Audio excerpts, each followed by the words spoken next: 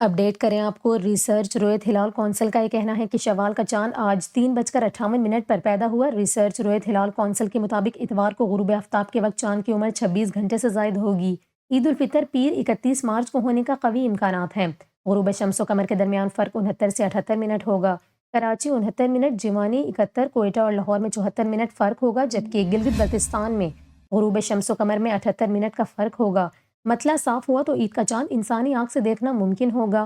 اس سے قبل سپارکو کی جانب سے بھی شوال 1446 ہجری کے چاند کی رویت سے متعلق پیشگوئی کی گئی تھی۔ سپارکو کی جانب سے جاری اعلامیے میں کہا گیا تھا کہ رمضان کا مہینہ 29 دن ہونے کا امکان ہے، جبکہ عید الفطر 31 مارچ کو ہو سکتی ہے۔ سپارکو کے اعلامیے میں بتایا گیا کہ شوال کا نیا چاند 29 مارچ کو دوپہر 3:58 پر تشکیل پائے گا۔ 30 مارچ کو غروب آفتاب کے وقت چاند کی عمر تقریباً 27 گھنٹے ہوگی۔ اعلامیے کے مطابق 30 مارچ کو چاند اور سورج کا زاویاتی فاصلہ تقریباً 16 ڈگری اور غروب آفتاب کے وقت چاند کی بلندی تقریباً 14 ڈگری ہوگی۔ لہٰذا 30 مارچ کو چاند انسانی آنکھ سے آسانی سے نظر آئے گا، تاہم عید الفطر کی حتمی رویت کا فیصلہ رویت ہلال کمیٹی کی جانب سے کیا جائے گا۔